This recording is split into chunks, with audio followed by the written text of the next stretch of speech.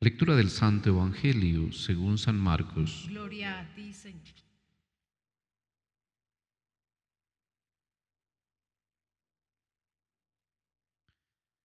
Comienzo del Evangelio de Jesucristo, Hijo de Dios.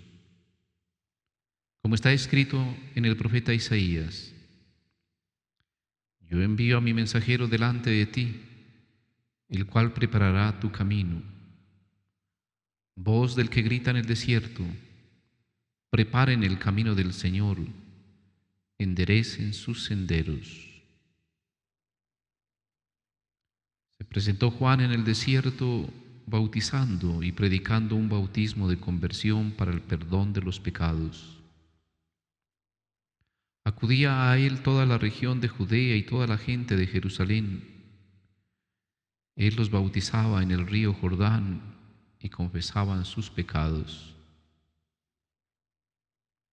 Juan iba vestido de piel de camello, con una correa de cuero a la cintura, y se alimentaba de saltamontes y miel silvestre, y proclamaba: Detrás de mí viene el que es más fuerte que yo, y yo no merezco agacharme para desatarle la correa de sus sandalias. Yo los he bautizado con agua, pero Él los bautizará con Espíritu Santo. Palabra del Señor. Gloria a ti, Señor Jesús.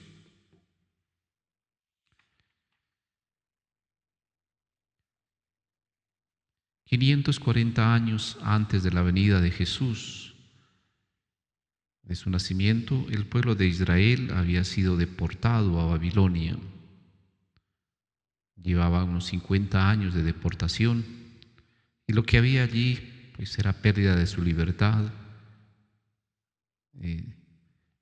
pobreza, sufrimiento, quizás ansias de volver a su tierra, a su casa, a sus raíces.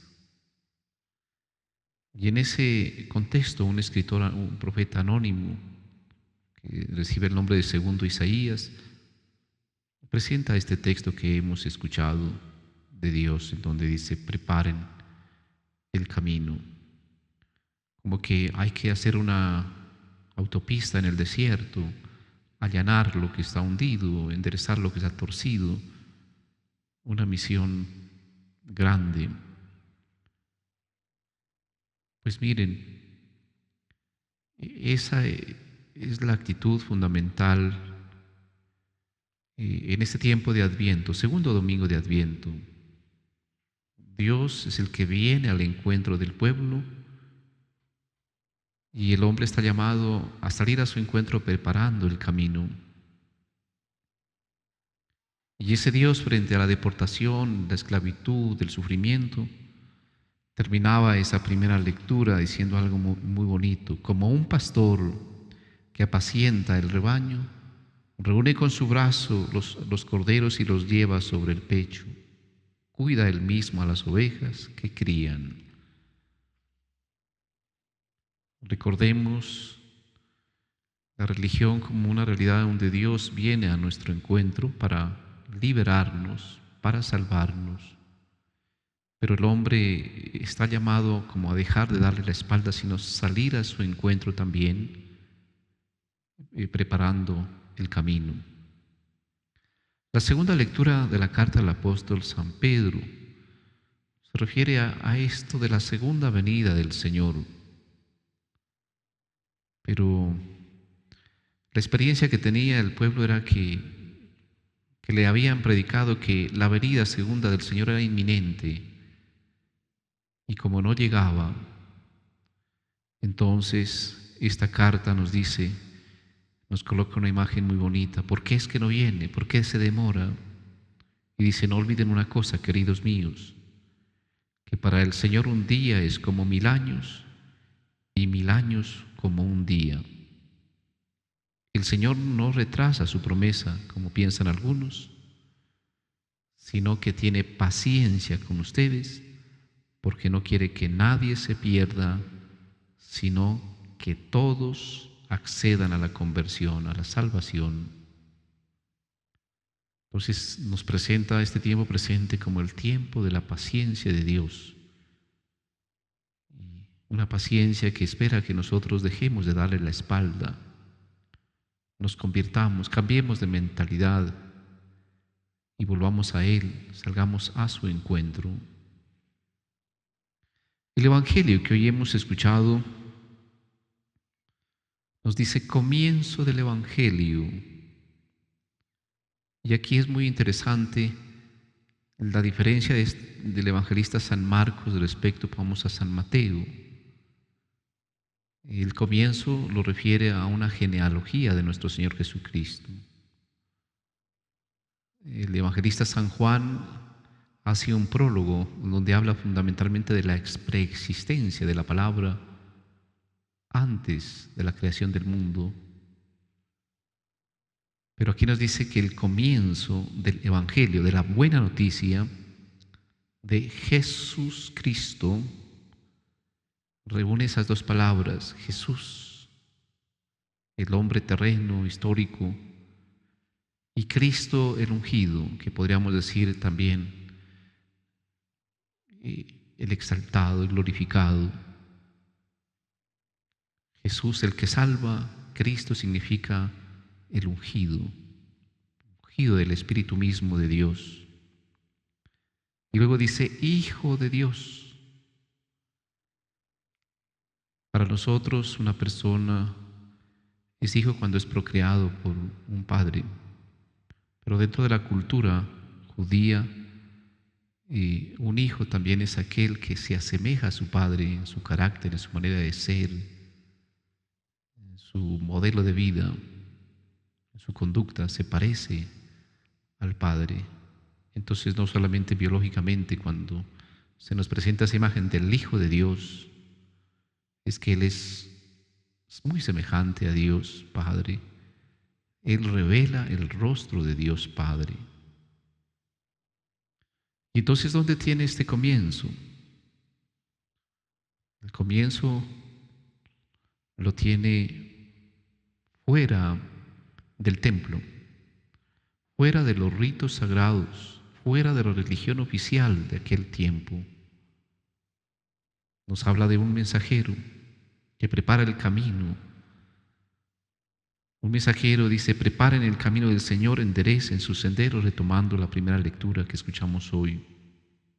Y ese mensajero es Juan el Bautista. Es uno de los últimos profetas del Antiguo Testamento y podríamos decir primero del Nuevo Testamento. ¿Y cuál es la característica de Juan el Bautista? Se enfrenta a las autoridades civiles, les denuncia sus incoherencias, sus vicios, sus corrupciones, su pecado, y por eso no lo quieren. Recordemos cómo murió, decapitado.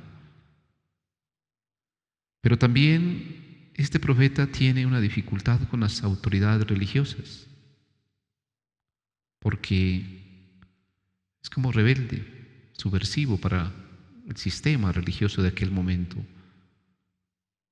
Sale del templo, de los ritos propios de la religión oficial, y se va al desierto, al Jordán, y allí empieza a predicar. Y predica la salvación para los pobres, para los últimos, para los despreciados. Dicen que había una frase parecida a esta que decían los fariseos y saduceos: para la chusma maldita.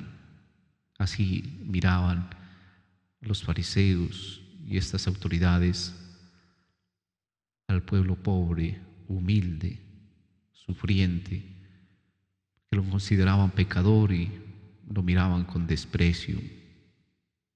Porque recordemos, había una imagen en aquel tiempo de Dios para esta gente.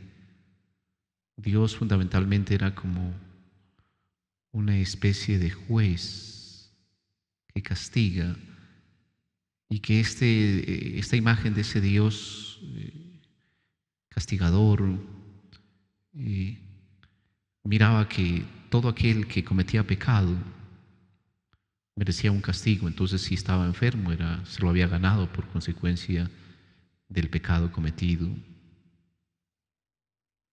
pues el Señor Jesús, en posterioridad a esta imagen de estas autoridades, no nos lo va a presentar a Dios como ese juez que viene a enjuiciarnos y a castigarnos.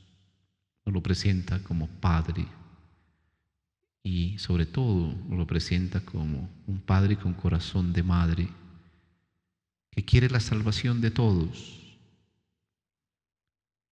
Y entonces la imagen que nos presenta Jesús respecto a Juan el Bautista, a pesar de que están unidos por el mismo propósito, la salvación es para todos, no para unos privilegiados, selectos, escogidos. Mientras que Juan el Bautista pone el énfasis en la conversión, en el bautismo de para el perdón de los pecados, el Señor Jesús pone el énfasis en la lucha contra la enfermedad, contra el sufrimiento, contra el dolor, que son las consecuencias del pecado. Bueno, es muy interesante esto, distinguir a Juan el Bautista su insistencia o persistencia, la conversión. La palabra conversión viene de una palabra que dice metanoia y quiere decir cambio de mentalidad. Y el primer cambio de mentalidad es que no tenemos que seguir mirando a Dios como ese juez sin misericordia, sino captándolo como un Padre bueno y misericordioso, que muy a pesar de mis pecados, de tus pecados, de nuestros pecados, nos ama gratuitamente y quiere nuestra salvación. Eso es importantísimo. Bueno, dice, acudía a él toda la región de Judea y toda la gente de Jerusalén. Él los bautizaba en el río Jordán y confesaban sus pecados. Dice, Juan iba vestido de piel de camello, con una correa de cuero a la cintura y se alimentaba de saltamontes y miel silvestre. Recordemos entonces el Evangelio de nuestro Señor Jesucristo, su inicio, su comienzo, está fuera del templo, fuera de la estructura religiosa, está como en lo laico, en lo seglar, en el desierto, en la ribera del río Jordán. Y Juan prepara el camino con su estilo de vida, de austeridad, de penitencia, su forma de vestir, su forma de alimentarse, su vida, su manera de vivir, su conducta, proclama o prepara la venida del Salvador y dice, detrás de mí viene el que es más fuerte que yo. Reconoce que es más poderoso que él. Dice, no merezco agacharme para desatarle la correa de las sandalias. Yo los bautizo con agua. Dicen que una traducción de la palabra bautizar es lavar. Como que él lava por superficialmente, digamos. Pero él los bautizará con Espíritu Santo, y dirá otro texto, con Espíritu Santo y fuego. Es decir, como que nos limpiará en profundidad. Y limpios en profundidad nos ayudará a anhelar, como nos dice la primera lectura, el regreso a nuestra identidad primera. Somos hijos de Dios. Como que anhelar al propósito fundamental de nuestras vidas, la plenitud, la salvación, la alegría, la felicidad de vida. Pidámosle, por tanto, a la luz de este Evangelio, que realmente vivamos el Adviento como eso que nos señala aquí, preparar el camino. Él viene a nuestro encuentro. Pero andamos tan entretenidos en las leyes del mercado actual, que a la luz del Evangelio de Jesús, lo que dice aquí Jesús, Cristo, Jesús el que salva y Cristo el ungido, el Hijo de Dios que viene a salvarnos, en este tiempo casi que no entendemos esto, de que Él es el único que nos salva. Y creemos que nos salva las leyes del mercado, el consumir, el divertirnos, el buscar alegrías pasajeras, que muchas veces pasa este tiempo de Adviento e incluso de Navidad y celebramos cosas externas y seguimos experimentando un vacío en lo más profundo de nuestro corazón. A veces tenemos la experiencia de que nada ha sucedido. Simplemente hay un vacío, una tristeza, una especie de frustración.